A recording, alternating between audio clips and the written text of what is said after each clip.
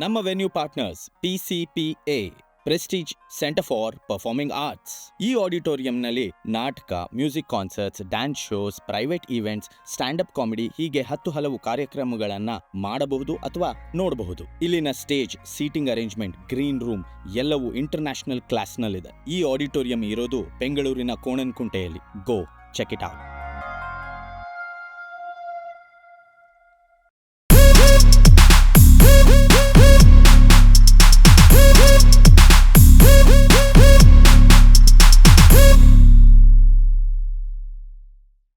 ಎಲ್ರಿಗೂ ನಮಸ್ಕಾರ. Green room ಗುಟ್ಟುಗಳು ವಿತ್ ವಿನಯ್ ಶಾಸ್ತ್ರಿ ಈ ಸಂಚಿಕೆಗೆ ನಿಮ್ಮೆಲ್ಲರಿಗೂ ಸ್ವಾಗತ. ಇಂದಿನ ನಮ್ಮ ಅತಿಥಿ AS ಮೂರ್ತಿಯವರ ಮಗಳಾದ ಚಿತ್ರ ತಂಡದ ಸದಸ್ಯೆ, ಅಭಿನಯ ತರಂಗದ ರೂವಾರಿ ಹಾಗೂ ಬಿಂಬ ಎಂಬ ತಂಡದ ಸಂಸ್ಥಾಪಕಿ ಗೌರಿ ದತ್ತು ಮ್ಯಾಮ್. ಲೆಟ್ಸ್ ವೆಲ್ಕಮ್ ಹರ್. ಅಮ್ಮ ನಮಸ್ಕಾರ. ನಮಸ್ತೆ. ನಮಸ್ತೆ. Thank you for coming. Green room ಗುಟ್ಟುಗಳು ಈ ಸಂಚಿಕೆಗೆ ಬಂದು ಒಂದಷ್ಟು ಗುಟ್ಟುಗಳನ್ನು ರಟ್ಟು ಮಾಡೋದಕ್ಕೆ ಬಂದಿದ್ದೀರಾ. Thank you very much. ಮೊದಲನೇದಾಗಿ ಗೌರಿ ದತ್ತು ಅವರು ನಾಟಕ ಶುರುವಾಗಿದ್ದು ಎಲ್ಲಿ, ಹೇಗೆ? ನಂದು ನಾಟಕ ಶುರುವಾಗಿದ್ದು ನನ್ನ ಚೈಲ್ಡ್ಹುಡ್ಡಿಂದಾನೆ. ಯಾಕಂದರೆ ನಮ್ಮ ತಾತ ಅನಸುಬ್ರಾವ್ ಅವರು ಕರ್ನಾಟಕದಲ್ಲಿ ಮೊದಲ ಕಲಾಶಾಲೆ ಇಡೀ ಕರ್ನಾಟಕದಲ್ಲಿ ಶುರು ಮಾಡಿದ್ದು ಕಲಾಮಂದಿರ ಅಂತ 1919. ಆಮೇಲೆ ಅವರ ಮಗ AS ಮೂರ್ತಿ ಅವರು ಚಿತ್ರಕಲೆ ಬಿಟ್ಟು, ಚಿತ್ರಕಲೆಯಲ್ಲಿ ಅನಸುಬ್ರಾವ್ ಅವರು ಚಿತ್ರಕಲೆ, ನಾಟಕ ಎಲ್ಲವೂ ಇತ್ತು, ಸಾಹಿತ್ಯ ಎಲ್ಲವೂ. ಇವರು ಚಿತ್ರಕಲೆಯನ್ನು ಬಿಟ್ಟು ನಾಟಕವನ್ನು ತಗೊಂಡ್ರು. ಸೊ ನಾವು ಚಿಕ್ಕ ಮಕ್ಕಳಿಂದ ನಾಟಕದಲ್ಲಿ, ನನಗೆ ನೆನಪಿರೋ ಹಾಗೆ, ನನಗೆ ನೆನಪಿಲ್ಲ, ಹೇಳಿರೋದು ನಮ್ಮ ತಾಯಿನೂ ಆ್ಯಕ್ಟ್ ಮಾಡ್ತಾಯಿದ್ರು. ಅವರು ಕಿಸ್ಸಾ ಗೌತಮಿ ಅಂತ ಒಂದು ನಾಟಕ, ಆ ನಾಟಕದಲ್ಲಿ ನಮ್ಮ ತಾಯಿ ಬಸರಿ, ನನ್ನ ನಾನಿದ್ದೆ. ಆಗ ಓಪನ್ ಏರಲ್ಲಿ ಅವತ್ತು ನೋಡಿದರೆ ಗ್ರಹಣದ ದಿನ ಬಸರಿಯರು ಹೊರಗಡೆ ಬರಬಾರ್ದು, ಏನೇನೋ ಇದೆಯಲ್ಲ, ಅವತ್ತು ನಾಟಕ ಮಾಡಿದರು ನಮ್ಮ ತಾಯಿ, ಕಿಸ್ಸಾ ಗೌತಮಿ ಅನ್ನುವ ನಾಟಕದಲ್ಲಿ. ಸೊ ಹಾಗೆ ಚಿಕ್ಕ ವಯಸ್ಸಿಂದಾನು ನಾಟಕ ನೋಡಿಕೊಂಡು ನಾಟಕದಲ್ಲಿ ಇದ್ದು ಬೆಳೆದವಳು ನಾನು. ಒಂಥರ ಅಭಿಮನ್ಯು ಥರ ನೀವು ಗರ್ಭದಲ್ಲಿರುವಾಗಲೇ ನಾಟಕದ ಗಮ್ಮತ್ತನ್ನೆಲ್ಲ ಇಳಿಸ್ಕೊಂಡ್ಬಿಟ್ಟಿದೆ. ಹಂಗಿಲ್ಲ, ಅಂದ್ರೆ ಹೇಳಿದೆ ಅಷ್ಟೇ. ಅಂದ್ರೆ ಆಗಿಂದಾನು ನಮ್ಮ ಮನೇಲಿ ನಾಟಕದ ವಾತಾವರಣ. ಆವತ್ತು ಅಮ್ಮ, ನಿಮ್ಮ ತಾಯಿಯವರು ಗ್ರಹಣದ ದಿವಸ ನಾಟಕ ಮಾಡಿದ್ದಾರೆ. ಇವತ್ತು ಗ್ರಹಣ ಹೌದಾ? ನೋಡಿ, ನಮ್ಗವೆಲ್ಲ ಗೊತ್ತೇ. ಇವತ್ತು ಮಾತಾಡ್ತಾ ಇದೀವಿ. So nice.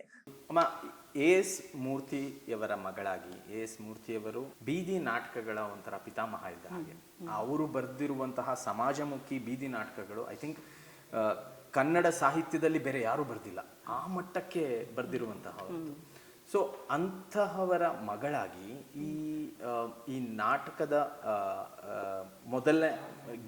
ಮೊದಲನೇ ಸಲ ನಿಮಗೆ ಯಾವಾಗ ನೀವು ಏನಂತ ಹೇಳ್ತಾರೆ, ಸ್ಟೇಜ್ ಹತ್ತಿದ್ದು, ಅಥವಾ ಬೀದಿ ನಾಟಕಗಳ ಮೂಲಕನ ಅಥವಾ ಸ್ಟೇಜಿನ ಮೂಲಕನ?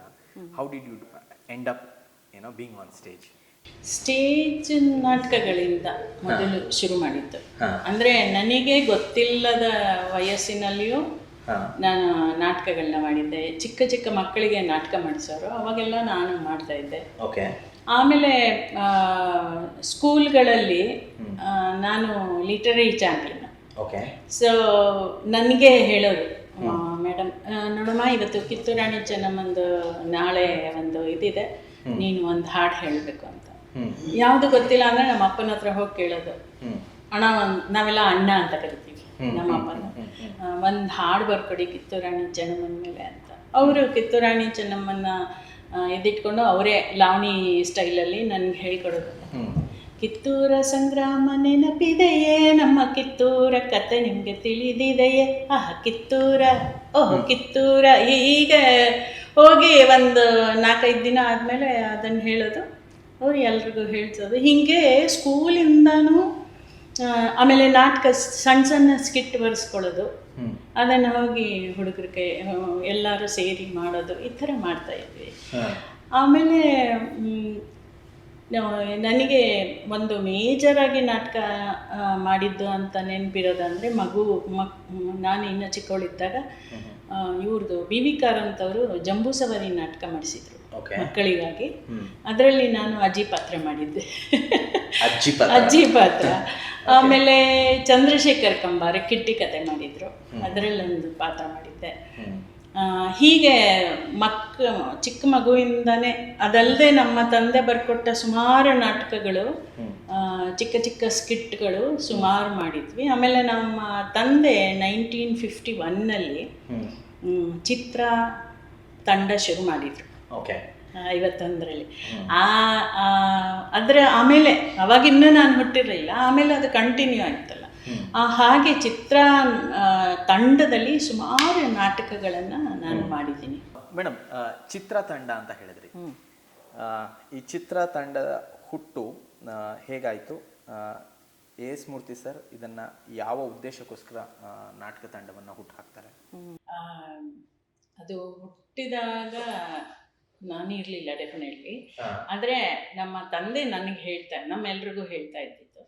ನಮ್ಮನೇಲಿ ಹೇಗೆ ಅಂದರೆ, ನಮ್ಮ ತಂದೆ ಬೆಳಗ್ಗೆ ಹೋದರೆ ರಾತ್ರಿ ಬರೋರು, ಮತ್ತು ಬೆಳಗಿನ ಜಾವ ಎಲ್ಲರೂ ಎದ್ದು ಹಾಸಿಗೆ ಮೇಲೆ ಹಂಗಂಗೆ ಕೂತ್ಕೊಂಡಿದ್ರೆ ನಮ್ಮ ತಂದೆ ಅದೆಲ್ಲ ರಿಪೋರ್ಟ್ ಮಾಡೋರು, ಹಿಂದಿನ ದಿನ ಏನಾಯಿತು ಅವೆಲ್ಲ ಮಕ್ಕಳಿಗೂ.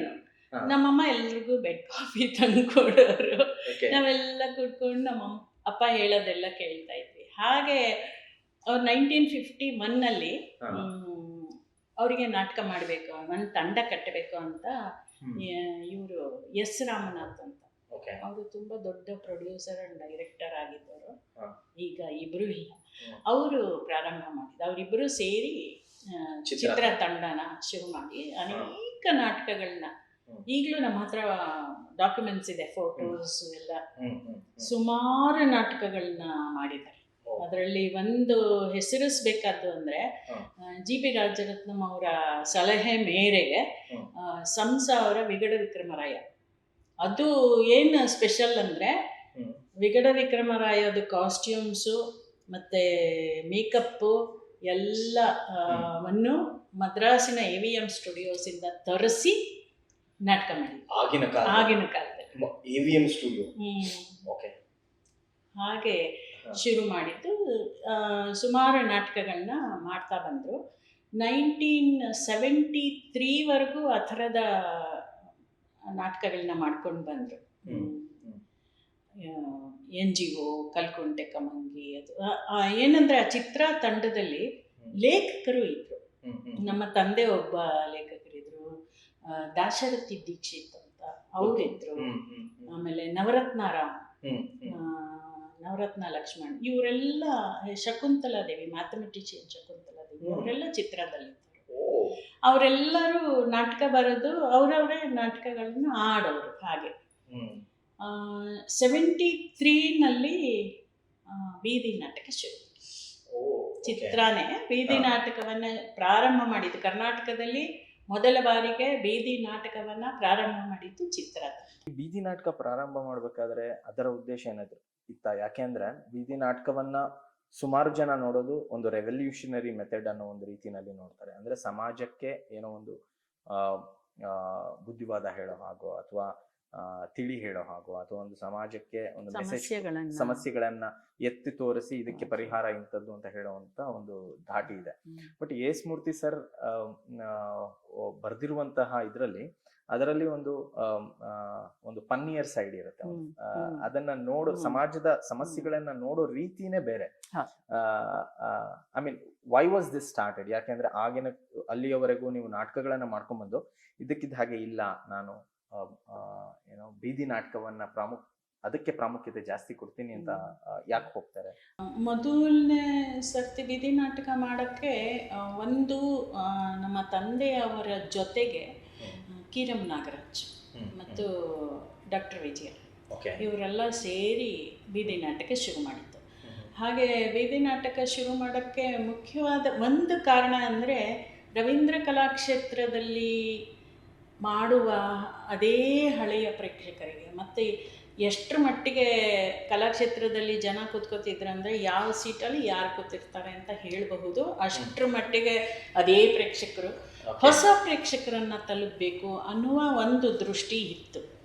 ಅದರ ಜೊತೆಗೆ ನಾವು ಜನರ ಸಮಸ್ಯೆಗಳನ್ನು ಜನರ ಧ್ವನಿಯಾಗಿ ಜನರಿಗೆ ಹೇಳುವಂಥದ್ದು ಮಾಡಬೇಕು ಅನ್ನೋದೊಂದು, ಈ ಎರಡೂ ಸೇರಿ ಒಂದು ಬೀದಿ ನಾಟಕನ ಯಾಕೆ ನೀವು ಬೀದಿನಲ್ಲಿ ಮಾಡಬಾರ್ದು ಅಂತ ಹೇಳಿ ಬೀದಿನಲ್ಲಿ ಶುರು ಮಾಡಿದ್ರು. ಬಟ್ ಬೀದಿನಲ್ಲಿ ಶುರು ಮಾಡುವಾಗ ನಾನಿದ್ದೆ, ಮೊದಲನೇ ಬೀದಿ ನಾಟಕದಲ್ಲಿ ನಾನು ಮಾಡಿದ್ದೀನಿ, ಆವಾಗಿಂದ ಮಾಡಿದ್ದೀನಿ. ಸೊ ಆವಾಗ ಏನಂದರೆ ಬೇರೆಯವರೆಲ್ಲರೂ ಅದನ್ನು ಹಾಸ್ಯ ಮಾಡಿದರು. ಏನು ದೊಂಬರಾಟನ ಇದು, ಬೀದಿಯಲ್ಲಿ ದೊಂಬರಾಟ ಮಾಡ್ತಾರಲ್ವ ಸುತ್ತಲೂ ಇದು, ಅಥವಾ ಹಾವಾಡಿಸೋರು, ಆ ಥರನ ಬೀದಿ ನಾಟಕನ ಅಷ್ಟು ಕೀಳ್ಮಟ್ಟಕ್ಕೆ, ನಾಟಕವನ್ನು ಅಷ್ಟು ಕೆಳಮಟ್ಟಕ್ಕೆ ತರೋದಾ ಅನ್ನೋದ್ರ ಬಗ್ಗೆ. ಬಟ್ ಆ ಥರದ್ದು ಯಾವುದನ್ನು ಕೇರ್ ಮಾಡದೆ ಏನು ಅಂದ್ಕೊಂಡಿದ್ರು ಅದನ್ನು ಮಾಡೋಕ್ಕೆ ಶುರು ಮಾಡಿದರು. ಆಗ ಇದು ಒಂದು ಪ್ರಕಾರವಾಗಿ ಅಥವಾ ಒಂದು ಮಾಧ್ಯಮವಾಗಿ ಬೀದಿ ನಾಟಕ ಇರಲಿಲ್ಲ. ಬಟ್ ಇವಾಗ ನೋಡಿದರೆ ಬೀದಿ ನಾಟಕ ಎಷ್ಟು ಪ್ರಬಲವಾದ ಮಾಧ್ಯಮ ಆಗಿದೆ. ಆಗ ಏನೇ ಅವಮಾನಗಳನ್ನು ಅಥವಾ ಏನೇ ಬೀದಿಯಲ್ಲಿ ನಾಟಕ ಆಡ್ತಾರ ಇವರು ಅನ್ನೋ ಥರ ಇತ್ತು. ಬಟ್ ಅದರ ಉದ್ದೇಶ ತುಂಬ ಒಳ್ಳೇದಿದ್ದರಿಂದ ಅದು ತುಂಬ ಚೆನ್ನಾಗಿ ಬೆಳೀತು, ಒಂದು ಚಳುವಳಿಯಾಗಿ ಬೆಳೀತು ಅಂತ ನನಗನ್ಸುತ್ತೆ. So nice. ನಿಮಗೆ ನಿಮ್ಮ ತಂದೆಯವರ ಒಡನಾಟ ಆ್ಯಸ್ ಎ ಥಿಯೇಟರ್ ಪರ್ಸನ್, ಅವರು not just as a father, theatre person ಆಗಿ ನೀವು ಅವರನ್ನು ನೋಡಿದಾಗ, ಪ್ಲಸ್ ನೀವು ಅವರ ನಾಟಕಗಳಲ್ಲಿ ಆ್ಯಕ್ಟ್ ಮಾಡ್ಕೊಂಬಂದು ಬೀದಿ ನಾಟಕನೂ ಯಾವತ್ತಾದರೂ ಅಪ್ಪನ ಜೊತೆ ಒಂದಿಷ್ಟು ವೈಮನಸ್ಯ ಅಥವಾ ಮಾತುಕತೆ, ಜಗಳ ಆಡಿದ್ದುಂಟಾ, ಅಥವಾ ಅಪ್ಪನೇ ಬಂದು ನಿಮಗೆ ಇವತ್ತು ಚೆನ್ನಾಗಿ ಮಾಡಿದೆ ಮಗಳೇ ಅಂತ ಹೇಳಿದ್ದುಂಟಾ? ಯಾವುದಾದ್ರು ಈ ಥರ ಘಟನೆಗಳು ಯಾವುದಾದ್ರೂ ಇದ್ದರೆ ಹಂಚ್ಕೋಬೋದಾ? ಜಗಳ ಅಂದರೆ ನಾಟಕದ ಬಗ್ಗೆ ಜಗಳ ಅಲ್ಲ, ಬೇರೆ ಥರದಲ್ಲಿ ಸಣ್ಣ ಪುಟ್ಟ ಅಪ್ಪ ಮಕ್ಕಳದ್ದು ಇರುತ್ತಲ್ಲ, ಹಂಗಿರೋದು. ಅಂದರೆ ಹೇಗೆ ಅಂದರೆ ಅವರು ತುಂಬ ಪೆನ್ ಬರೀತಾ ಎಲ್ಲೋ ಇಟ್ಬಿಡೋರು, ಆಮೇಲೆ ಎಲ್ಲ ಮಾದು ಅಂತ ರೇಗೋದು. ಸಾಮಾನ್ಯವಾಗಿ ನಾನೇ ಅವರಿಗೆ ಹತ್ತಿರವಾಗಿ ಇದ್ದೆ. ನಮ್ಮ ಅಕ್ಕ ಶೋಭಾ, ಅವಳು ಬ್ಯಾಂಕಲ್ಲಿ ಕೆಲಸ ಮಾಡೋಳು. ನನ್ನ ತಂಗಿ ಇಂದಿರಾ, ಅವಳಿಗೆ ಸ್ಪೋರ್ಟ್ಸ್ ಬಗ್ಗೆ ತುಂಬ ಇಂಟ್ರೆಸ್ಟ್. ಅವಳು ನ್ಯಾಷನಲ್ ಫುಟ್ಬಾಲ್ ಪ್ಲೇಯರ್ ಆಗಿದ್ಲು. ಆಮೇಲೆ ನನ್ನ ತಮ್ಮ ಇನ್ನು ಚಿಕ್ಕವನು, ಆದರೆ ಅವನಿಗೆ ಚಿತ್ರಕಲೆ ಬಗ್ಗೆ ಆಸಕ್ತಿ ಇತ್ತು. ಆದರೆ ಎಲ್ಲರಿಗೂ ನಾಟಕದ ಬಗ್ಗೆ ಆಸಕ್ತಿ ಇತ್ತು. ಸೊ ನಾನು ಹೆಚ್ಚು ಅಪ್ಪನ ಹಿಂದೆನೇ ಓಡಾಡ್ತಾ ಇದ್ದೆ. ಸೊ ಆ ಥರ ರೇಗೋದು, ಅಥವಾ ಇನ್ನೇನೋ ನಾವು ತಗೊಂಡು ಹೋಗುವಾಗ ಯಾವುದೋ ಒಂದು ಪ್ರಾಪರ್ಟಿನ ಏನೋ ಮರ್ತಿದ್ದಾಗ ಬೈಯೋದು, ಆ ಥರದ್ದೆಲ್ಲ ಆಗಿದೆ, ಆ ಥರದ್ದಾಗ್ತಿತ್ತು. ಆದರೆ ಯಾವತ್ತೂ ನೀನು ಚೆನ್ನಾಗಿ ಮಾಡಿದೆ ಅಥವಾ ನೀನು ಚೆನ್ನಾಗಿ ಆ ಥರ ಎಲ್ಲ ಏನೂ ಹೇಳಿಲ್ಲ. ಬಟ್ ಅಪ್ಪ is like always in to theatre, always 24 ಗಂಟೆ ಅದರ ಬಗ್ಗೆನೇ ಯೋಚನೆ ಮಾಡುವಂತಹ ವ್ಯಕ್ತಿ. ಓಕೆ, ನೀವು ಹಿಂದೂಸ್ತಾನಿ ಸಂಗೀತವನ್ನು ಕೂಡ ಕಲ್ತಿದ್ದೀರಾ. ಸೊ ಆ ಸಂಗೀತದ ಕಲಿಕೆ ನಿಮ್ಮ ರಂಗಭೂಮಿಗೆ ಬರಬೇಕಾದ್ರೆ ಯಾವ ರೀತಿ ನಿಮಗೆ ಅದು ಹೆಲ್ಪ್ ಆಯಿತು ಅಥವಾ ಚಾಲೆಂಜ್ ಆಯಿತು? 2-3 ಥರ ಅನಿಸ್ತು. ಒಂದು, ಡೆಫಿನೆಟ್ಲಿ ಯಾವುದೇ ಕ್ಲಾಸಿಕಲ್ ಫಾರ್ಮ್ ಇದೆಯಲ್ಲ, ಅದನ್ನು ಕಲಿತ್ರೆ ಅದು ರಂಗಭೂಮಿಗೆ ಖಂಡಿತ ಹೆಲ್ಪ್ ಆಗುತ್ತೆ. ನಾನು ಗೋವಾದಿಂದ ಬಂದ ಮೇಲೆ ನಾನು ಸುಮಾರು ನಾಟಕಗಳಿಗೆ ಸಂಗೀತ ನಿರ್ದೇಶನ ಮಾಡಿದೆ. ಆಗ ನಾನು ಇವಾಗ ಅದನ್ನು ನೋಡಿದರೆ, ಅದನ್ನು ಹಾಡೋಕ್ಕೆ ನೋಡಿದ್ರೆ ಸ್ವಲ್ಪ ಹಿಂದೂಸ್ತಾನಿಯ ಶೈಲಿ ಇದೆ ಅದರಲ್ಲಿ ಅಂತ ನನಗೆ ಅನಿಸುತ್ತೆ. ಇನ್ನೊಂದು, ನಾನು ಹಿಂದೂಸ್ತಾನಿ ಕಲಿತಾ ಇದ್ದಿದ್ದರಿಂದ ನನ್ನ ಮಕ್ಕಳು ಸಹ ಕಲಿಯೋಕ್ಕೆ ಶುರು ಮಾಡಿದರು. ಆಮೇಲೆ ನನ್ನ ಮಗಳು ಅದನ್ನೇ ಪ್ರೊಫೆಷನ್ ಆಗಿ ತಗೊಂಡು ಈಗ ಗೋವಾ ಅಂತ ಹೇಳಿರೋದ್ರಿಂದ 1977ನಲ್ಲಿ ನೀವು ದತ್ತು ಸರ್ನ ಮದುವೆ ಆಗಿ then you go to Goa. ಗೋವಾಗೆ ಹೋಗ್ತೀರಾ. ಗೋವಾಗೆ ಹೋಗಿ ಅಲ್ಲೇ ಸುಮಾರು 1990 ತನಕ ನೀವು ವಾಪಸ್ ಬರೋದಿಲ್ಲ, ಅಲ್ಲೇ. ಸೊ ಆವಾಗ ನಿಮಗೆ ಈ ನಾಟಕದ ನಂಟು ಏನು ಅನ್ನಿಸ್ತಿತ್ತು? ಅಲ್ಲೇನಾದರೂ ಚಟುವಟಿಕೆ ಆಯ್ತಾ, ರಂಗಭೂಮಿ ಚಟುವಟಿಕೆ? ಒಂದು 2 ವರ್ಷ ತುಂಬ ಮಿಸ್ ಮಾಡಿಕೊಂಡೆ. ಏನೂ ಇಲ್ಲ, ನಾಟಕ ಇಲ್ಲ, ಏನೂ ಇಲ್ಲ, ಭಾಷೆ ಗೊತ್ತಿಲ್ಲ. ಆಮೇಲೆ ನನಗೆ ಫಸ್ಟ್ ಅಡುಗೆ ಮಾಡೋಕ್ಕೆ ಬರ್ತಿರಲಿಲ್ಲ ಸರಿಗೆ, ಮದುವೆ ಆಗೋ ಸುರಲ್ಲಿ ಅದು ತಲೆನೋವು. ಆಮೇಲೆ ತುಂಬ ಕಷ್ಟಪಡ್ತಿದ್ದೆ. ಹೋಗಿ ಅಂಗಡಿಗೆ ಹೋಗಿ ಏನೋ ತಗೋಬೇಕಂದ್ರೆ ಭಾಷೆ ಬರಲ್ಲ, ಅವ್ರಿಗೆ ಇಂಗ್ಲೀಷ್ ಬರಲ್ಲ, ಕನ್ನಡ ಬರಲ್ಲ, ನನಗೆ ಅವ್ರ ಭಾಷೆ ಬರಲ್ಲ, ಆ ಥರ ಒದ್ದಾಡ್ತಾ ಇದ್ದೆ. ಆಮೇಲೆ ತುಂಬ ಮಿಸ್ ಮಾಡ್ತಾ ಇದ್ದೆ ನಾನು ನಾಟಕವನ್ನು, ಮನೇನ ಎಲ್ಲ ತುಂಬ ಮಿಸ್. ಯಾಕಂದರೆ ನಾವು ತುಂಬ ಒಂದು ಫ್ಯಾಮಿಲಿ, ಒಂದು ಎಲ್ಲರೂ ನಾಟಕ ಮಾಡೋರು, ಒಟ್ಟಿಗೆ ಇದ್ದವರು, ಚಿಕ್ಕ ವಯಸ್ಸಿಂದ ನಾಟಕ ಮಾಡ್ತಾರೆ. ಹೌದು, ಅದು ತುಂಬ ಮಿಸ್ ಮಾಡ್ತಿದ್ದೆ. ಈ 1-2 ವರ್ಷ ಆದ ಮೇಲೆ ಅಲ್ಲಿ ಅಭ್ಯಾಸ ಆಗ್ತಾ ಬಂತು. ಅಲ್ಲಿ ಕನ್ನಡ ಸಂಘ ಇದೆ ಅಂತ ಗೊತ್ತಾಯಿತು. ಅಲ್ಲಿ ಕನ್ನಡ ಸಂಘ ಮಡ್ಗಾಂವ್ನಲ್ಲಿ ನಾವು ಇದ್ದಿದ್ದು. ಮಡ್ಗಾಂವ್ ಕನ್ನಡ ಸಂಘದಲ್ಲಿ ಸೇರಿಕೊಂಡ್ವಿ. ನಾನು ಸದಸ್ಯೆಯಾಗಿ ಸೇರಿಕೊಂಡೆ. ನನ್ನ ಗಂಡ ದತ್ತು ಅವರು ಅದಕ್ಕೆ ಸೆಕ್ರೆಟ್ರಿ ಆದರು. ಆಮೇಲೆ ಜಾಯಿಂಟ್ ಸೆಕ್ರೆಟ್ರಿ ಆದರು ಫಸ್ಟ್. ಅಲ್ಲಿ ವಿಲಾಸ್ ಹೆಗಡೆ ಅಂತ ಒಬ್ಬರಿದ್ದರು, ಅವರು ಅಧ್ಯಕ್ಷರು. ಇನ್ನೊಬ್ಬರು ಅರವಿಂದ ಯಾಳ್ಗಿ ಅಂತ, ಅವರು ಸೆಕ್ರೆಟ್ರಿ. ಹೀಗೆ ಇವರೆಲ್ಲ ಕನ್ನಡದವರೆಲ್ಲ ಸೇರ್ಕೊಂಡ್ವಿ. ಸೇರ್ಕೊಂಡು ಅಲ್ಲಿ ಕನ್ನಡ ನಾಟಕಗಳನ್ನ ಶುರು ಮಾಡ್ತೀವಿ. ಅಲ್ಲಿ ಯೂಶಲಿ ಏನೇನೋ ಅಲ್ಲಿರೋ ಟ್ಯಾಲೆಂಟನ್ನು ಇದು ಮಾಡೋದು, ಆ ಥರದ್ದಿರುತ್ತಲ್ಲ. ಸೊ ಹೆಚ್ಚು ನಾಟಕಕ್ಕೆ ಒತ್ತು ಕೊಡೋಕ್ಕೆ ಶುರು ಮಾಡಿದ್ವಿ. ನಾಟಕ ಬೆಂಗಳೂರಿಂದ ಎಲ್ಲ ಕರ್ಸೋಕ್ಕೆ ಶುರು ಮಾಡಿದ್ವಿ. ಆಮೇಲೆ ಅಲ್ಲೇ ಒಂದು ನಾಟಕ ಸ್ಪರ್ಧೆ ಮಾಡೋಕ್ಕೆ ಶುರು ಮಾಡಿದ್ವಿ. ಆಮೇಲೆ ಗಡಿನಾಡು ಕನ್ನಡದ ಯಾರ್ಯಾರಿದ್ದಾರೆ, ಬೆಳಗಾಂನಿಂದ ಮತ್ತು ಬೇರೆ ಬೇರೆ ಕಾಸರಗೋಡಿನಿಂದ, ಈ ಥರ ಬೇರೆ ಬೇರೆ ಕಡೆಯ ತಂಡಗಳನ್ನು ಕರೆಸಿ ನಾಟಕಗಳನ್ನ ಶುರು ಮಾಡಿದ್ವಿ. ಮತ್ತು ಇನ್ನೊಂದು ಕೊಂಕಣಿ ಮತ್ತು ಕನ್ನಡ ಸಾಹಿತ್ಯ ಸಮ್ಮೇಳನ ಅಂತ ಮಾಡಿದ್ವಿ. ಆವಾಗೆಲ್ಲ ನಾಟಕಗಳನ್ನ ಮಾಡಿದ್ವಿ. ಇವರು ಶಿವರಾಮ್ ಕಾರಂತು, ರಾಮಶ್ರೀ ಮುಗುಳಿ ಅವರೆಲ್ಲ ಬಂದಿದ್ರು ಅಲ್ಲಿಗೆ. ಸೊ ಆ ಥರ ಆ್ಯಕ್ಟಿವ್ ಆಗಿ ಶುರು ಮಾಡಿದ್ವಿ. ಅಲ್ಲೂ ರಂಗಭೂಮಿಯ ಗೀಳು ಬಿಡಲಿಲ್ಲ. ಸಂಗೀತ ಮತ್ತು ರಂಗಭೂಮಿ ಎರಡನ್ನೂ ಅಲ್ಲಿ ಮಾಡ್ತಾ ಹೋಗಿ. ಮೋಸ್ಟ್ ಇಂಪಾರ್ಟೆಂಟ್ ಗೌರಿ ದತ್ತು ಅಂತ ರಂಗಭೂಮಿಯ ಸರ್ಕಲ್ನಲ್ಲಿ ಮಾತಾಡಿದಾಗ ಮೊದಲನೇ ಹೆಸರು ಬರೋದು ಅಭಿನಯ ತರಂಗ. ಸೊ ನಮ್ಮೆಲ್ಲರಿಗೂ ಅಭಿನಯ ತರಂಗದ ಹುಟ್ಟು ಮತ್ತೆ ಚಟುವಟಿಕೆಗಳ ಬಗ್ಗೆ ಒಂಚೂರು ತಿಳಿಸ್ಕೊಡಿ. ಅಭಿನಯ ತರಂಗ ಅಂತ ಅದಕ್ಕೆ ಒಂದು ಇದಿದೆ. ಏನಂದರೆ, ನಮ್ಮ ತಂದೆಗೆ NSTಗೆ ಹೋಗ್ಬೇಕಂತ ಇಷ್ಟ ಇತ್ತು. ಆದರೆ ಆಗಲಿಲ್ಲ.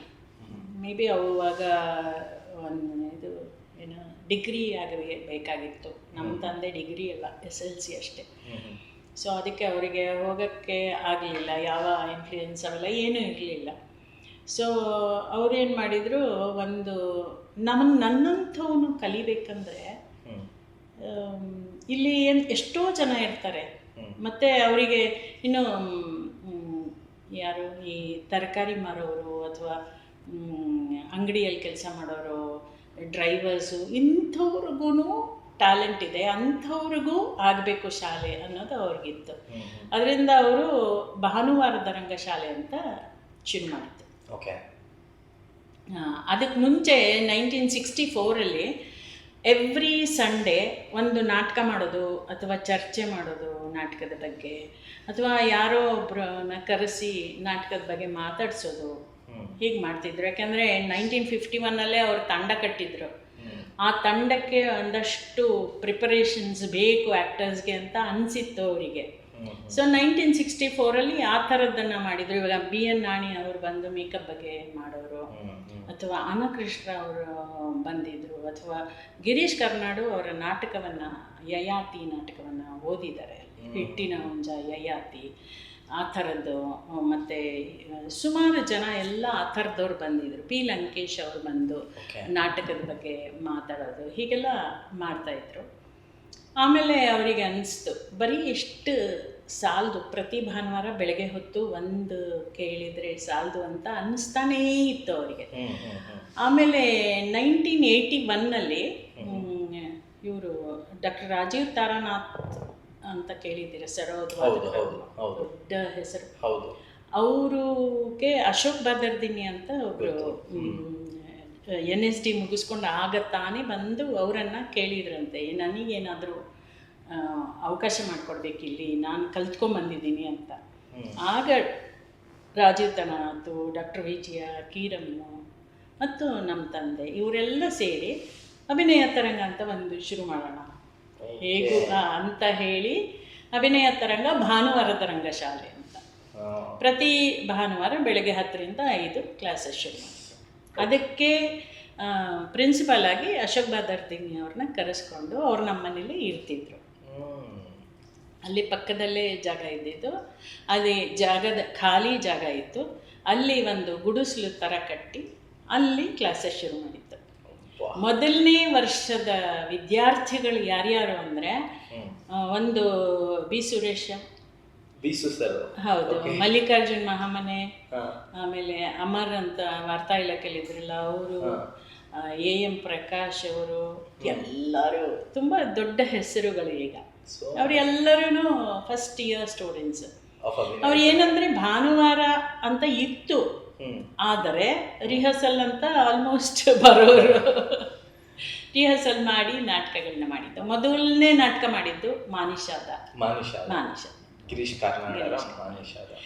ಆಮೇಲೆ ಅದು ಹಾಗೇ ಹೋಗ್ತಾ ಬಂತಂದರೆ ಕನ್ನಡ ಬರೆಯಬಲ್ಲ ಯಾರು ಬೇಕಾದರೂ ಬಂದು ಸೇರಬಹುದು, ಅದಕ್ಕೆ ಎಜುಕೇಷನಲ್ ಕ್ವಾಲಿಫಿಕೇಷನ್ ಬೇಕಾಗಿಲ್ಲ ಅಂತ ಒಂದು ಡಿಸೈಡ್ ಮಾಡಿ ಅಂಥವ್ರನ್ನ ಸೇರಿಸಿದ್ದು.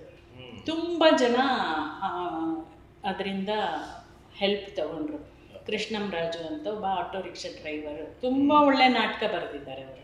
ಅದನ್ನು ದೊಡ್ಡ ನಾಟಕ ಮಾಡಿ ಅದನ್ನು ಕಲಾಕ್ಷೇತ್ರದಲ್ಲಿ ಎಲ್ಲ ಕಡೆ ಆಡಿಸಿದ್ದಾರೆ. ಅಥವಾ ಕಿಟ್ಟಿ ಅಂತ ಕೃಷ್ಣಮೂರ್ತಿ ಅಂತ, ಅವರು ತರಕಾರಿ ಗಾಡಿಯಲ್ಲಿ ತರಕಾರಿ ಮಾರೋರು, ಆದರೆ ಈಗ ಒಂದು NGOಗೆ ಹೆಡ್ ಆಗಿದ್ರು ಅವರು.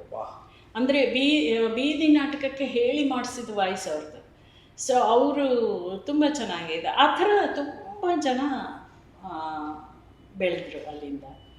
ಅಭಿನಯ ತರಂಗಕ್ಕೆ ಐ ಥಿಂಕ್ ಇಟ್ಸ್ ಬರೀ ನಾಟಕದ ಕಲಿಕೆ ಅಲ್ಲದಿರ ಒಂದು ಲೈಫ್ ಸ್ಕಿಲ್ ಹೇಳಿಕೊಟ್ಟಂತಹ ಒಂದು ಜಾಗ. ಖಂಡಿತ. ಅದನ್ನು ನಾನು ಯಾವಾಗಲೂ ಹೇಳ್ತೀನಿ, ನಾಟಕ ನಾನು ಬರೀ ಅಭಿನಯ ತರಂಗ ಅಂತಲ್ಲ, ರಂಗಭೂಮಿನೇ ಹೇಳ್ತೀನಿ. ರಂಗಭೂಮಿ ಅನ್ನೋದಕ್ಕೆ ನೀವು ಯಾವುದೋ ನಾಟಕನ ಕಲಿಯೋಕ್ಕೆ ಬರ್ತಿರಲ್ಲ, ನೀವು ನಟರಾಗ್ತಿರೋ ಆಗಲ್ವೋ ಅಥವಾ ನಿರ್ದೇಶಕರಾಗ್ತಿರೋ ಆಗಲ್ವೋ ಅದು ಬೇರೆ ವಿಷಯ. ಆದರೆ ನೀವು ಯಾವುದೇ ಒಂದು ವೃತ್ತಿಯಲ್ಲಿರಿ, ಅದು ಒಬ್ಬ ಮೇಸ್ಟ್ರ್ ಇರ್ಬೋದು, ಒಬ್ಬ ಲಾಯರ್ ಇರ್ಬೋದು, ಒಬ್ಬ ಡಾಕ್ಟರ್ ಇರ್ಬೋದು, ಅಥವಾ ಇನ್ಯಾವುದೋ ಒಬ್ಬ ಸೇಲ್ಸ್ ಪರ್ಸನ್ ಇರ್ಬೋದು, ಯಾರೇ ಇರಬಹುದು, ನಿಮಗೆ ರಂಗಭೂಮಿ ಹೆಲ್ಪ್ ಮಾಡುತ್ತೆ. ನಿಮಗೆ ಕಮ್ಯುನಿಕೇಷನ್ನೇ ಮುಖ್ಯ ಅಲ್ಲ, ಅದು ಚೆನ್ನಾಗಿ ಮಾಡೋಕ್ಕೆ ನಾವು ನಾಟಕ ಹೇಳ್ಕೊಡತ್ತೆ, ರಂಗಭೂಮಿ ಹೇಳ್ಕೊಡುತ್ತೆ. ಅದರಿಂದ ಪ್ರತಿಯೊಬ್ಬರು ರಂಗಭೂಮಿ ಕಲಿಬೇಕು ಅಂತ ನಾನು ಹೇಳೋದು. So nice. ಈ ಅಭಿನಯ ತರಂಗದಲ್ಲಿ ಆಗ ನಡೀತಾ ಇದ್ದಂಥ ಅಭಿನಯ ತರಂಗಕ್ಕೂ ಈಗ 2009-10 ನಂತರ ನಡೀತಾ ಇರುವಂತಹ ಅಭಿನಯ ತರಂಗಕ್ಕೂ ಯಾಕೆ ಅಂತ ಈ ಪ್ರಶ್ನೆ ಯಾಕೆ ಕೇಳ್ತಾ ಇದ್ದೀನಿ ಅಂದರೆ, ಆಗಿನ ಮೊಬೈಲ್ ಈ ತಂತ್ರಜ್ಞಾನ ಏನು ಡೆವಲಪ್ ಆಗಿದೆ, ಅದಕ್ಕೆ ಮುಂಚೆ ಐ ಥಿಂಕ್ ನಿಮಗೆ ಸ್ಟೂಡೆಂಟ್ಸ್ ಬರ್ತಾ ಇದ್ದಂತಹ ರೀತಿಗಳೇ ಬೇರೆ ಇರುತ್ತೆ, ಅಥವಾ ಅವರ ಮನೋಭಾವದ ರೀತಿಗಳೇ ಬೇರೆ ಇರುತ್ತೆ. ಈಗ ನೀವು ಯಾವ ರೀತಿ ಚಾಲೆಂಜಸ್ ಫೇಸ್ ಮಾಡ್ತಾ ಇದ್ದೀರಾ ಇನ್ ಟರ್ಮ್ಸ್ ಆಫ್ ಸ್ಟೂಡೆಂಟ್ಸ್, ಬರ್ತಿರುವಂತಹ ಸ್ಟೂಡೆಂಟ್ಸ್ ಮತ್ತು ಅವರ ಮೈಂಡ್ ಸೆಟ್, ನನಗೆ ಏನು ಬೇಕು ಅಂತ ಬರ್ತಾ ಇದ್ದಾರಲ್ಲ, ಅದು ನಿಮ್ಗೆ ಏನು ಚಾಲೆಂಜಸ್ ಫೇಸ್ ಮಾಡ್ತೀವಿ? 2000 ನಾ ಹೇಳಿದ್ನಲ್ಲ 81ನಲ್ಲಿ ಅದು ಶುರುವಾಯ್ತು ಅಂತ. ಆಮೇಲೆ 2003ರಲ್ಲಿ ನಾನು ಅದಕ್ಕೆ ಮುಂಚೆ ಸಂಚಾಲಕಿಯಾಗಿ ಸೆಕ್ರೆಟರಿಯಾಗಿ ಇರ್ತಾಯಿದ್ದೆ.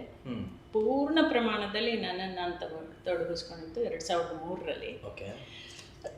2003ರಲ್ಲಿ ನಾನು ಪ್ರತಿ ಭಾನುವಾರದ ಶಾಲೆ ಆದರೆ ನಡೆಯಲ್ಲ, ಕಂಟಿನ್ಯೂಯೇಷನ್ ಬೇಕು, ಒಂದು ಕಂಟಿನ್ಯೂಯಸ್ ಪ್ರಾಸೆಸ್ ಆಗಬೇಕು ಅಂಥೇಳಿ ಪ್ರತಿದಿನದ ಸಂಜೆಯ ಇದು ಶುರು ಮಾಡಿದ್ದೆ. ಅದನ್ನು ಶುರು ಮಾಡಿದೆ. ಸೊ ಅವಾಗ ತುಂಬ ಚೆನ್ನಾಗಿ ಆಯಿತು. ಸುಮಾರು ಬೇರೆ ಬೇರೆ ಡೈರೆಕ್ಟರ್ಸ್ನ ಕರೆಸೋದು, ಅವ್ರ ಹತ್ರ ನಾಟಕ ಮಾಡಿಸೋದು, ಇವೆಲ್ಲ ಮಾಡ್ತಾಯಿದ್ದೆ. ಈ 2000 2021 ಕೋವಿಡ್ ಶುರುವಾಯ್ತಲ್ಲ, ಆವಾಗಿಂದ ಸ್ವಲ್ಪ ಪ್ರಾಬ್ಲಮ್ ಶುರುವಾಯಿತು. ಅಂದರೆ ಕೋವಿಡ್ ಬಂದ ಮೇಲೆ ಒಟ್ಟಿಗೆ ಒಂದು 20 ಜನ ಸೇರೋ ಹಂಗಿಲ್ಲ, ಇದೆಲ್ಲ ಏನೇನೋ ಇತ್ತಲ್ಲ ರೂಲ್ಸು. ಸೊ ಅವಾಗ ಏನು ಮಾಡಿದೆ ನಾನು ಅಂದರೆ 6 months ಕೋರ್ಸ್ ಅಂತ ಶುರು ಮಾಡಿದೆ. ಜನನ ಕಡಿಮೆ ತಗೊಳಕ್ಕೆ ಶುರು ಮಾಡಿದೆ. 20-25 ಜನ ಇರೋರು 10 ಜನಕ್ಕೆ 12 ಜನಕ್ಕೆ ರಿಸ್ಟ್ರಿಕ್ಟ್ ಮಾಡಿದ್ದು. ಸೊ ಆವಾಗ 6 ತಿಂಗಳ ಕೋರ್ಸ್ ಶುರು ಮಾಡಿತ್ತು. ಆಮೇಲೆ ಅದು ಇನ್ನೂ ನಮ್ಗೆ ಆ ಎಫೆಕ್ಟ್ ಇನ್ನೂ ಇದೆ ಅಂತ ನನಗನ್ಸುತ್ತೆ. ಆಮೇಲೆ ನೀವು ಕೇಳಿದ್ದ ಪ್ರಶ್ನೆಗೆ ನನಗನ್ಸೋದು, ಈಗಿನ ಯಂಗ್ಸ್ಟರ್ಸಿಗೆ 1 ವರ್ಷದ ಕೋರ್ಸ್ ಕಲೀರಿ ರಂಗಭೂಮಿ ಅಂದರೆ 1 ವರ್ಷನ ದಿನಾಗ್ಲೂ ಏನಿರುತ್ತೆ ಕಲಿಯೋಕ್ಕೆ ಅಂತ ಕೇಳಿದ್ದಾರೆ. ನಾನು ಹೇಳಿದೆ ಸಾಗರ, ಅದು ನಿಮ್ಗೆ 1 ವರ್ಷ ಏನೂ ಅಲ್ಲ, ಸುಮ್ಮನೆ ಪರಿಚಯ ಮಾಡೋಕ್ಕೆ ಸಾಕಾಗುತ್ತೆ ಅಂತ. ಬಟ್ ಈಗಿನ ಜನ್ರೇಷನ್ ಅವ್ರಿಗೆ ಸ್ವಲ್ಪ ಪೇಷನ್ಸ್ ಇಲ್ಲದೆ ಇರೋದ್ರಿಂದ ಅವರಿಗೆ ಫಾಸ್ಟ್ ಈಗ ಆಗಬೇಕು, ಬೇಗ 6 ತಿಂಗಳದ್ದು ಮಾಡ್ತಾಯಿದ್ದೀನಿ ಇವಾಗ ನಾನು ಕೋರ್ಸು. 6 ತಿಂಗಳ ಕೋರ್ಸು, 4 hours ಡೈಲಿ, 5 to 9 ಅಂತ. ಅದಕ್ಕೆ ಬರೋರು ಸಹ 6 ತಿಂಗಳ, 2 ತಿಂಗಳದ್ದು 1 ತಿಂಗಳದ್ದು ಇಲ್ವಾ ಅಂತ ಕೇಳಿ. ಸೊ ನೀವು 3 ತಿಂಗಳು 2 ತಿಂಗಳು ಮಾಡಿದ್ರೆ ಒಂದು ವಾರದ್ದು ಇಲ್ವಾ ಅಂತ ಕೇಳ್ತಾರೆ. ಹೌದು, ಒಂದೇ ದಿನದಲ್ಲಿ ಕಲ್ತು ಬಿಟ್ಟು ಹೋಗ್ಬಿಡ್ಬೋದು. ಆಮೇಲೆ ಇನ್ನೊಂದೇನಿದೆ ಅಂದರೆ ಇವಾಗ ರೀಲ್ಸ್ಗಳೆಲ್ಲ ಇದೆ, ಸೊ ಅದರಲ್ಲಿ ಫೇಮಸ್ ಆದರೆ ಚಾನಲ್ ಅವ್ರನ್ನ ಕರೀತಾರೆ. ನಮ್ಮ ಸ್ಕೂಲ್ಗೆ ಅಂತಲ್ಲ, ನೀವು NSD ತಗೊಳ್ಳಿ, ನೀನಾಸಂ ತಗೊಳ್ಳಿ, ಅಥವಾ ಇನ್ಯಾವುದೇ ಸ್ಕೂಲ್ ತಗೊಳ್ಳಿ, ರಂಗಾಯಣ ಯಾವುದೇ ಆಗಲಿ, ಮನಸ್ಸಿನಲ್ಲಿ ನಾನು ಒಬ್ಬ ಸಿನಿಮಾ ತಾರೆ ಆಗಬೇಕು ಅನ್ನೋದಿರುತ್ತೆ. ನಾನೊಬ್ಬ ನಟ ಆಗಬೇಕು, ನನ್ನನ್ನು ಎಲ್ಲರೂ ಗುರುತಿಸ್ಬೇಕು, ನನಗೆ ಚಪ್ಪಾಳೆ ಹೊಡಿಬೇಕು, ಇದೇ ಇರೋದು, ಎಲ್ರಿಗೂ ಇದೇ ಇರುತ್ತೆ, ಪ್ರತಿಯೊಬ್ಬರಿಗೂ ಇರುತ್ತೆ. ಆದರೆ ಅವರು ನಾಟಕದ ರಂಗಭೂಮಿಗೆ ಬಂದು ಕಲಿತಾರಲ್ಲ, ಆವಾಗ ಅವರಿಗೆ ಅದರ ಆಳ ಅರಿವು ಅರ್ಥ ಆಗ್ತಾ ಹೋಗುತ್ತೆ. ಏನು ಅಂದ್ಕೊಳ್ತಾರೆ, ಹೋಗಿ 2 ಡೈಲಾಗ್ ಹೇಳಿದರೆ ನಟನೆ ಅಂತ ಅಂದ್ಕೊಳ್ತಾರಲ್ಲ, ಅಷ್ಟೇ ಅಲ್ಲ, ಅದು ತುಂಬ ಆಳವಾಗಿದೆ. ನಮ್ಮ ಮನುಷ್ಯರನ್ನು ಅದು ಬದಲಾಯಿಸುತ್ತೆ, ಮನುಷ್ಯರನ್ನು ರೂಪಿಸುತ್ತೆ ಅನ್ನೋದು ಗೊತ್ತಾಗೋದು ಅಲ್ಲಿ 1-2-3 ತಿಂಗಳು ಇದ್ದಾಗ. ಆಮೇಲೆ ಅವರಿಗೆ ನಾಟಕದ ಗೀಳು ಹತ್ತತ್ತೆ, ನಾಟಕ ಇಷ್ಟ ಆಗ್ತಾ ಹೋಗುತ್ತೆ. ಆ ಥರನೇ ತುಂಬ ಜನ ಇದ್ದಾರೆ ಹಾಗೆ.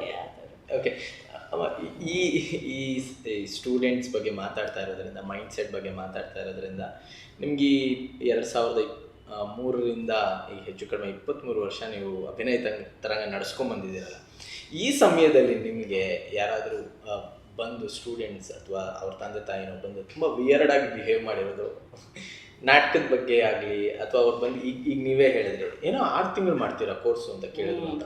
ಸೊ ಇದೇ ರೀತಿ ಯಾರಾದರೂ ಒಬ್ಬರು ಈ ಥರ ಯಾವುದಾದ್ರೂ ಘಟನೆಗಳಾಗಿದೆಯಾ, ವ್ಯಾರ್ ಅಪ್ಪ ಅಮ್ಮ ಬಂದು ಮಾತಾಡ್ಸಿರೋ ಅಂಥದ್ದು, ಅಥವಾ ಸ್ಟೂಡೆಂಟ್ ಬಿಟ್ಟು ಹೋಗಿರೋದು, ಆ ಕಾರಣನೇ ನಿಮಗೂ ಗೊತ್ತಿರೋದಿಲ್ಲ, ಏನಕ್ಕೆ ಬಿಟ್ಟು ಹೋದ ಅಂತ ಕೋಪ ಮಾಡ್ಕೊಂಡಿರೋದು, ಈ ಥರದ್ದು ಏನಾದರೂ ಘಟನೆಗಳು? ಸುಮಾರು ಆ ಥರದ್ದು ಇರುತ್ತೆ. ಒಂದು ಏನಂದರೆ, ಅವನು ಇಂಜಿನಿಯರಿಂಗ್ ಓದಬೇಕು ಅಂತ ಅಪ್ಪ, ಅವನಿಗೆ ನಾನು ಏನು ಮಾಡಿದ್ರು ಇದನ್ನು ಕಲಿತೀನಿ ಅಂತ, ನೋ ಇಂಜಿನಿಯರಿಂಗ್ ಕಲಿ, ಆಮೇಲೆ ನಿನಗೆ 1 ವರ್ಷ ಟೈಮ್ ಕೊಡ್ತೀನಿ ಅಂತ ಅವ್ರ ಅಪ್ಪ ಹೇಳಿ ಅವನು ಇಂಜಿನಿಯರಿಂಗ್ ಮುಗಿಸಿದ್ಮೇಲೆ ಬಂದರು, ನಮ್ಮ ಇದಕ್ಕೆ ಬಂದರು.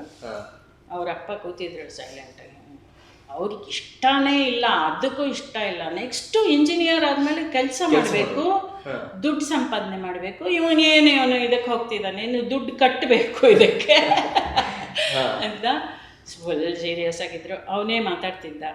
ಆಮೇಲೆ ನಾನು ಹೇಳಿದೆ, ನಿಮಗೆ ಇಷ್ಟ ಇಲ್ವಾ ಅಂತ. ನನಗೆ ಇಷ್ಟ ಇಲ್ಲ, ಅವನು ನನ್ನ ಮಾತು ಕೇಳ್ತಿಲ್ಲ, ಬರಲಿ ಅಂತ ಅವನು. ನನಗೆ ಹಿಂದೆ ಅವನು ಏನು ಮಾತಾಡಿಸ್ಬೇಡಿ, ಅವನು ಬಿಟ್ಬಿಡಿ ಅಂತ. ಬಟ್ ಆಮೇಲೆ ಅವರಿಗೆ ಅರ್ಥ ಆಯಿತು, ಆದರೂ ಬಿಟ್ಟುಕೊಡ್ಲಿಲ್ಲ ಅವರು. ಆಗ ಇದಾಗಲ್ಲ, ಈಗೋ ಇರುತ್ತಲ್ಲ ಹಾಗೆ ಸುಮಾರು ಇದಾಗಿದೆ. ನಿಮಗೆ ಅಭಿನಯ ತರಂಗ ನಡೆಸಬೇಕಾದ್ರೆ ಇದುವರೆಗೂ ಈಗ 23 ವರ್ಷ, ಎನಿ ರಿಗ್ರೆಟ್ಸ್ ಯು ಹ್ಯಾವ್? ಅಭಿನಯ ತರಂಗ ಇನ್ನೊಂದಿಷ್ಟು ಚೆನ್ನಾಗಿ ನಡೆಸ್ಬೋದಾಗಿ, ಇದಿದ್ದಿದ್ರೆ ಇನ್ನೂ ಚೆನ್ನಾಗಿ ನಡೆಸ್ತಿದ್ದೇನೋ ಆ ಥರ ರಿಗ್ರೆಟ್ಸ್ ಇದೆ. ಅಭಿನಯ ತರಂಗ ನಡೆಸ್ತಾ ಇರೋದ್ರ ಬಗ್ಗೆ ಆಬ್ವಿಯಸ್ಲಿ ಅದರಂತ ಐ ಥಿಂಕ್ ಅಭಿನಯ ತರಂಗ ಬೆಂಗಳೂರಿನಲ್ಲಿ ನಡೀತಿರುವಂತಹ ಈಗ NSD ಇರಬಹುದು ಅಥವಾ NSD ಬೆಂಗಳೂರು ಅಂತ ಆಗಿದೆ, that is government backed. I don't think pure ಫಾರ್ಮಲ್ಲಿ ರಂಗಭೂಮಿಯನ್ನು ತಿಳಿಸ್ಕೊಡ್ತಿರುವಂತಹ ಏಕೈಕ ಶಿಕ್ಷಣ ಕೇಂದ್ರ ಅಂತ ಹೇಳಿದ್ರೆ ಅಭಿನಯ ತರಂಗ, ನಾನು ನೋಡಿರೋ ಮಟ್ಟಕ್ಕೆ. If not come across some ರಂಗಭೂಮಿ ಬಗ್ಗೆ ಇಲ್ಲ, ಬರೀ ಸಾಕಷ್ಟು ಸೀರಿಯಲ್ ಆ್ಯಕ್ಟಿಂಗ್ ಹೇಳ್ಕೊಡ್ತೀವಿ ಅಂತ, ನಾವು ಇನ್ನೊಂದು ಹೇಳ್ಕೊಡ್ತೀವಿ ಅಂತ ಇದ್ದಾರೆ. ಬಟ್ ರಂಗಭೂಮಿಯ ನಟನೆ ಅಥವಾ ಕಾರ್ಯಾಗಾರ ನಡೆಸುವಂತಹ ಏಕೈಕ ಸ್ಥಳ ಅಂದರೆ ಅಭಿನಯ ತರಂಗ. I think it has done a lot of good service. I think ಅದ್ರ ಬಗ್ಗೆ ರಿಗ್ರೆಟ್ ನಾನು ಹೇಳ್ತಾ ಇಲ್ಲ, ಇನ್ನೂ ಚೆನ್ನಾಗಿ ಖಂಡಿತ. ನನಗೆ ಬೇರೆ ಥರ ರಿಗ್ರೆಟ್ಸ್ ಇದೆ. ಏನಂದರೆ ಚೆನ್ನಾಗಿ ನಡೆಸೋದ್ರ ಬಗ್ಗೆ ಅಂದರೆ ನಾವು ನಡೆಸ್ತಿರೋ ಬಗ್ಗೆ ನನಗೆ ಹೆಮ್ಮೆ ಇದೆ.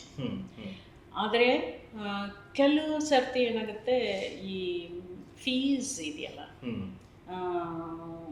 ಕೆಲವರಿಗೆ ಕೊಡೋಕ್ಕಾಗಲ್ಲ, ಅಂಥವ್ರು ಬರ್ತಾರೆ. ಅವಾಗ ಮನಸ್ಸು ಕಿಚ್ಚಂದು, ಅಯ್ಯೋ ಇವ್ರಿಗೆ ಹೆಂಗೆ ಹೇಳ್ಕೊಡೋದಪ್ಪ, ದುಡ್ಡಿಲ್ಲದೆ ನಾವು ನಡ್ಸೋಕ್ಕಾಗಲ್ಲ, ಆದರೆ ಇಂಥವ್ರು ಬೇಕು ನಮಗೆ. ಆ ಥರದ ಗೌರ್ನಮೆಂಟ್ ಏನಾದರೂ ಸಹಾಯ ಮಾಡಿದರೆ, ಅಥವಾ ಏನೋ ನಾನು ಯಾರನ್ನಾರು ಸ್ಪಾನ್ಸರನ್ನು ಹುಡುಕ್ಬೇಕಾ, ಇಂಥ ಹುಡುಗನಿಗೆ ಇವನಿಗೆ ಸ್ಪಾನ್ಸರ್ ಮಾಡಿ, ಆ ಥರದ ಇದಿದೆ. ಯಾಕೆಂದರೆ ನನಗೆ ಸುಮಾರು ಜನ ಬೇರೆ ಊರುಗಳಿಂದ ಬರ್ತಾರೆ. ಇಲ್ಲಿ ಯಾವುದೋ PG ಮಾಡಿಕೊಂಡು ಅಥವಾ ಫ್ರೆಂಡ್ಸ್ ಇದು ಮಾಡಿಕೊಂಡು ಕಷ್ಟಪಟ್ಕೊಂಡು ಕಲಿತಾರೆ. ಅಂಥವ್ರು ತುಂಬ ಛಲದಿಂದ ಕಲಿತಾರೆ, ಒಂದು ಕಿಡಿ ಇರುತ್ತೆ ಅವರಲ್ಲಿ. ಡೆಫಿನೆಟ್ಲಿ ಅವ್ರೇನೋ ಮುಂದೆ ಬರ್ತಾರೆ. ನನಗೆ ಅದ್ರ ಬಗ್ಗೆ ಇದಿದೆ. ಆ ಥರದ ಹುಡುಗರನ್ನ ಹೇಗೆ ನಾನು ದುಡ್ಡಿಲ್ಲದೆ ಹೇಗೆ ಹೇಳ್ಕೊಡೋದು ಅವರಿಗೆ ಅನ್ನೋ ಒಂದು ಸಣ್ಣ ಬೇಜಾರಿರುತ್ತೆ ಯಾವಾಗಲೂ. ನಾನು ಅವ್ರಿಗೆ ಹೇಳ್ತೀನಿ, ನಾನು ಏನು ಮಾಡಲಿ, ನಾನು ಹೆಲ್ಪ್ಲೆಸ್ ಆಗಿದ್ದೀನಿ ಅಂತ. ಅದಿದೆ ನನಗೆ, ಅದು ಹೆಂಗಾದರೂ ಮಾಡಬೇಕು. ಆಮೇಲೆ ಒಂದು ಇವಾಗ ಒಂದು ರಿನೋವೇಟ್ ಮಾಡೋಕ್ಕೆ ಇಟ್ಕೊಂಡಿದ್ವಿ, ಅದಾಗಬೇಕು. ಅವಾಗ ಒಂದು ಚೆನ್ನಾಗಿ ಇನ್ನೂ ಒಳ್ಳೆಯ ಜಾಗದಲ್ಲಿ ಚೆನ್ನಾಗಿ ಒಂದು ಸ್ವಲ್ಪ ಏನು ಯಾವ ಫೆಸಿಲಿಟೀಸು ಇಲ್ಲ ನಮ್ಮ ಇದರಲ್ಲಿ. ಅದನ್ನೆಲ್ಲ ನಾವು ಬಾಡಿಗೆಗಿಂದ ತಂದು ಮಾಡಬೇಕಾಗತ್ತಲ್ಲ.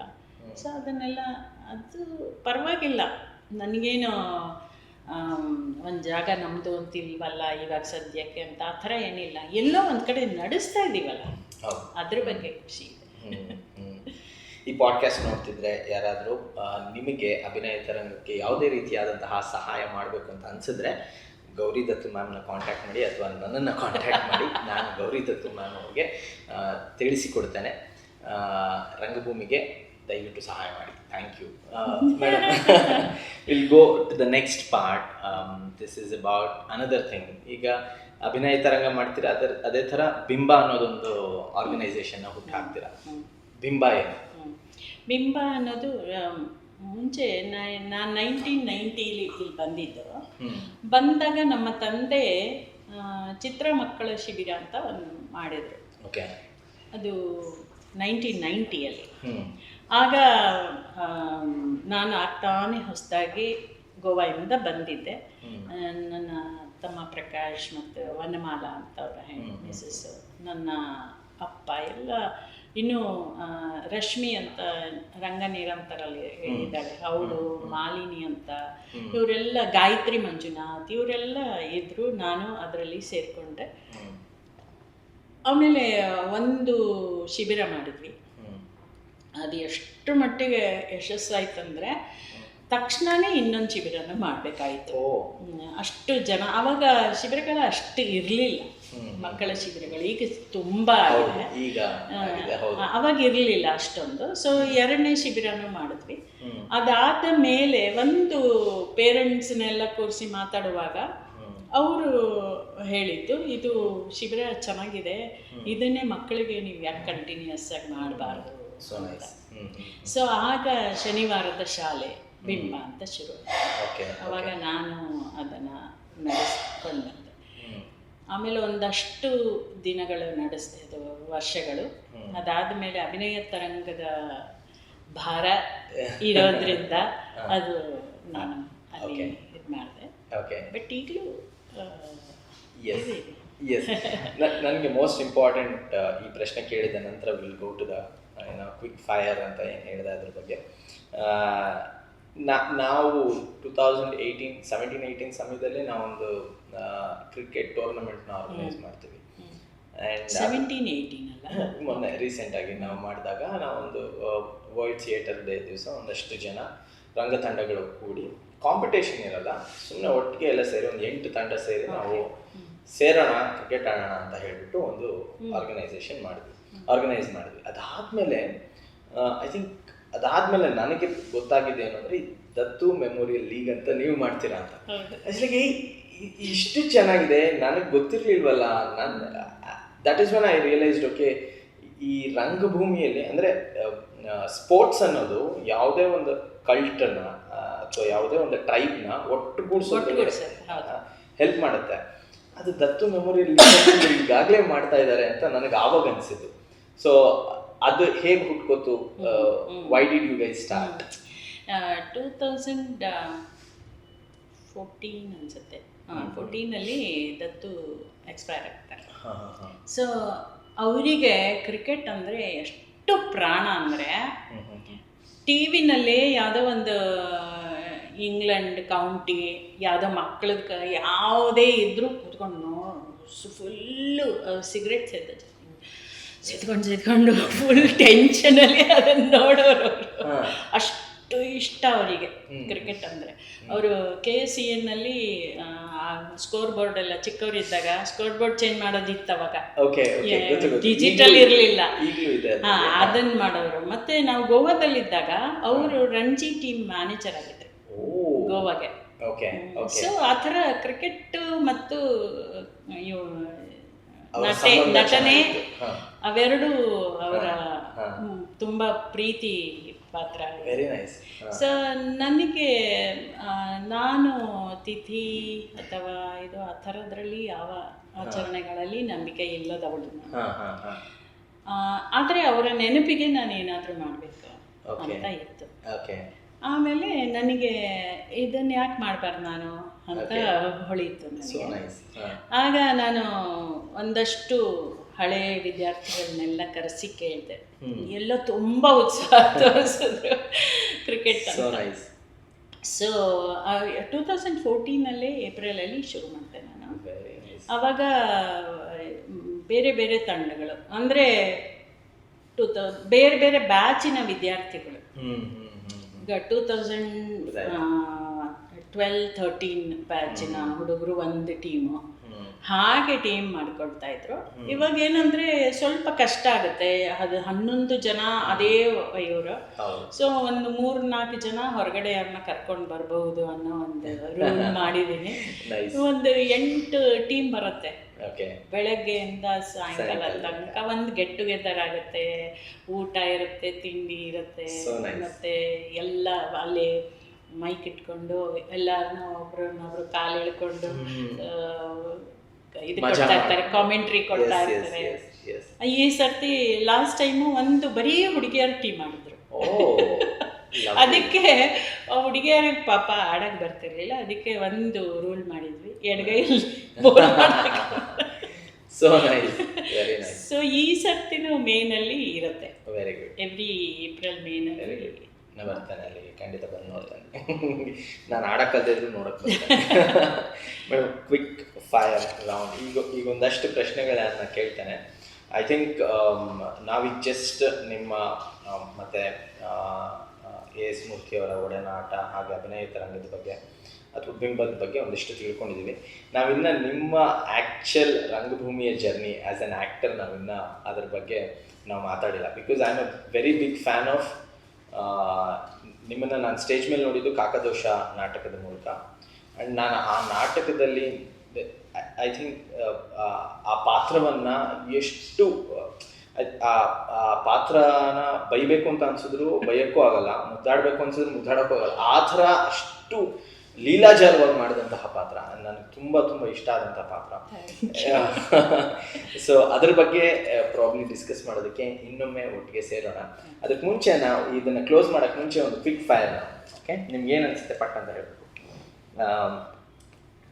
ನಟನೆ ಅಥವಾ ಆಯೋಜನೆ ಅಭಿನಯ ತರಂಗದ್ದು, ಇವೆರಡರಲ್ಲಿ ಚೂಸ್ ಮಾಡಬೇಕು ಅಂದರೆ ಯಾವುದನ್ನು ಚೂಸ್ ಮಾಡ್ತೀರಾ? ಆಯೋಜನೆ. ಯಾಕೆ? ನಟನೆ ಮಾಡಿದ್ದೀನಿ ಸುಮಾರು. ಆಮೇಲೆ ಯಂಗ್ಸ್ಟರ್ಸ್ ಇರ್ತಾರಲ್ಲ, ಅವರಿಗೆ ಇದು ಮಾಡೋದು, ಅವಕಾಶ ಕೊಡೋದು ಅಂತಲ್ಲ, ಅವ್ರ ಇದನ್ನು ನೋಡ್ಬೇಕು, ಅದು ನಾನು ಅದ್ರ ಖುಷಿನೇ ಅದ್ರ ಖುಷಿ. ಈಗ ನೋಡಿ, ನಾಳೆ ಒಂದು ನಮ್ಮ ಸ್ಟೂಡೆಂಟ್ಸ್, ಹೊಸ ಸ್ಟೂಡೆಂಟ್ಸ್ ಇದ್ದಾರೆ, 14 ಜನ ಹುಡುಗರು. ಅವರು ಒಂದು ಏನಂತ ಕಾಂಟೆಂಪರರಿ ಮೂವ್ಮೆಂಟ್ ಅಂತ ಒಂದು ಇದು ಮಾಡ್ತಾ ಇದ್ವಿ, ಒಂದು ಸಣ್ಣ ಒಂದು ಹಾಫ್ ಆನ್ ಅವರ್ ಬಿಟ್ಟು ಅವ್ರು ಏನು ಕಲ್ತಿದ್ದಾರೆ ಅದರ ಒಂದು ಡೆಮಾನ್ಸ್ಟ್ರೇಷನ್, ಆ ಥರ. ಅದು ನನಗೆ ಖುಷಿ. So nice, so nice. ಈಗ ಥಿಯೇಟ್ರ್ ಅಲ್ಲದೆ ಇದ್ದಿದ್ರೆ ನೀವೇನು ಮಾಡ್ತಿದ್ರಿ? ಥಿಯೇಟ್ರ್ ಅಲ್ಲದೆ ಇದ್ರೆ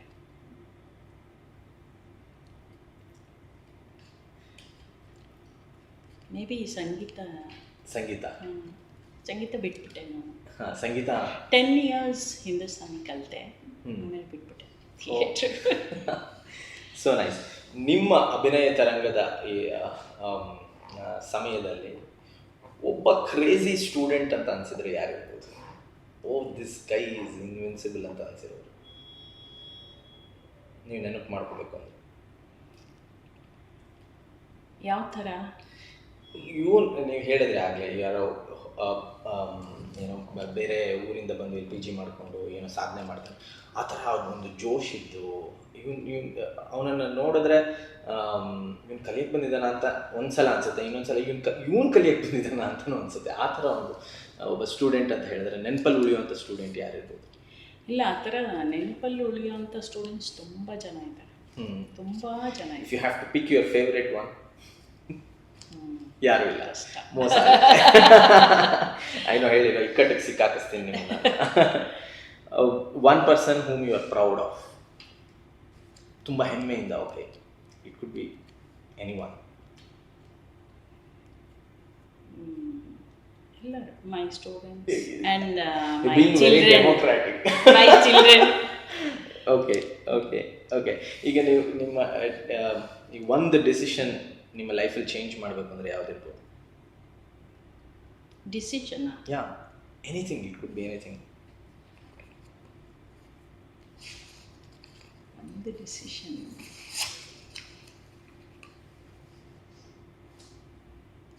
ನಾನು ಫಸ್ಟ್ ಏನು ಚೇಂಜ್ ಆಗಬೇಕಂತ ಯೋಚನೆ ಮಾಡ್ತೀನಿ. Happy the way it is. ಯಾವುದು? ನಾನು ಸ್ವಲ್ಪ ಹಾಗೆ ತುಂಬ ಈಗ ಈ ಮೂಮೆಂಟ್, ಆ ಥರ ನಾವು. ಈಗ ನಾವ್ಗೆ ಬರೋಣ. ಹಾಗಾದರೆ ನಿಮ್ಮ ಥಿಯೇಟರ್ ಜರ್ನಿಗೆ ಅದೊಂದು ಸಿನಿಮಾ ಆಗಬೇಕು ಅಂದರೆ ಟೈಟಲ್ ಕೊಟ್ಟರೆ ಏನಂತ ಕೊಡ್ತೀರಾ? ಅಯ್ಯೋ ದೇವ, ಏನಪ್ಪ ಇದು?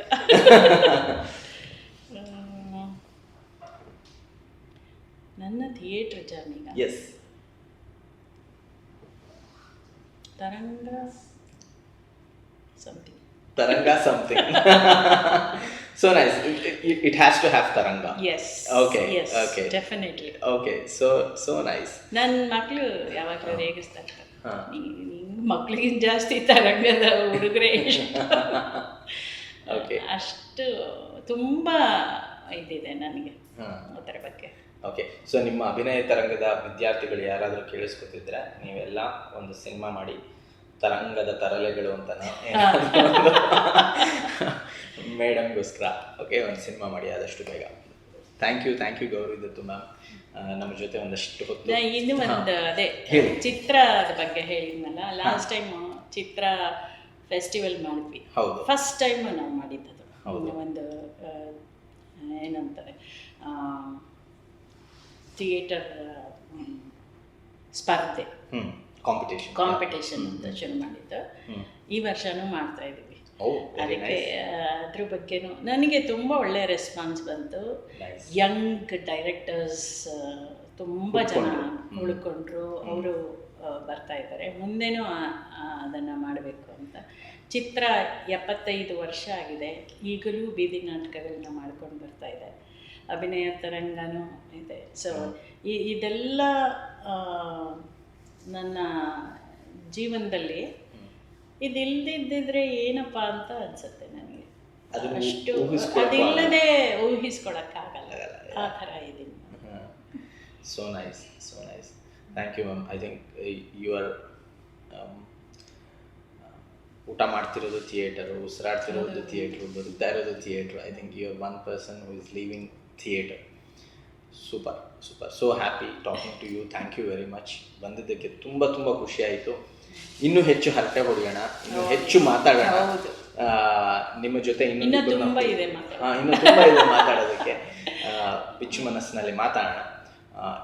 ಇವತ್ತು ನಮ್ಮ ಜೊತೆ ಬಂದಿರೋದಕ್ಕೆ, ನಮ್ಮ ಜೊತೆ ಇಷ್ಟು ಕೂತಿದ್ದಕ್ಕೆ ನಿಮಗೆ ನಮ್ಮ ಕಡೆಯಿಂದ ಒಂದು ಸಣ್ಣ ಕಾಣಿಕೆ. ಇದು ನಮ್ಮ ತಂಡದಿಂದ ಬಂದಿರುವಂತಹ gifting partners tribe of theatre ಅಂತ ನಿಮಗೆ ಅವರ ಕಡೆಯಿಂದ ಒಂದು ಕಿರು ಕಾಣಿಕೆ.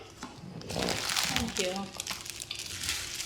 ಇರುವುದೆಲ್ಲವ ಬಿಟ್ಟು ನಾಟಕ ಮಾಡುವುದೇ ಜೀವನ. ಟ್ರೈಬ್ ಆಫ್ ಥಿಯೇಟರ್ ಅಂತ ಒಂದು ಮರ್ಚೆಂಡೈಸ್ ಕಂಪನಿ. ಇದರಲ್ಲಿ ಟೀ ಶರ್ಟ್ಸು, ಹುಡೀಸು, ಬ್ಯಾಗ್ಸು, ಮಗ್ಸು ಎಲ್ಲವೂ ಸಿಗುತ್ತೆ.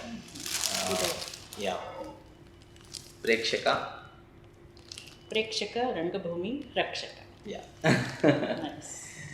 ಸೊ ಥ್ಯಾಂಕ್ ಯು ಬಂದಿದ್ದಕ್ಕೆ. ತುಂಬ ಖುಷಿಯಾಯಿತು. ಅತಿ ಶೀಘ್ರದಲ್ಲೇ ಇನ್ನೊಮ್ಮೆ ಭೇಟಿಯಾಗೋಣ, ಇನ್ನೊಂದಷ್ಟು ಹರಟೆ ಹೊಡೋಣ. ಓಕೆ. ಇಂದಿನ ಸಂಚಿಕೆಯ ಗುಟ್ಟು ಇಷ್ಟೇ. ಮುಂದಿನ ಸಂಚಿಕೆಯಲ್ಲಿ ಇನ್ನೊಬ್ಬ ಅತಿಥಿಯೊಂದಿಗೆ ನಿಮ್ಮ ಮುಂದೆ ನಾನಿರ್ತೇನೆ. ಗ್ರೀನ್ ರೂಮ್ ಗುಟ್ಟುಗಳು ವಿತ್ ವಿನಯ್ ಶಾಸ್ತ್ರಿ. ನಮಸ್ಕಾರ.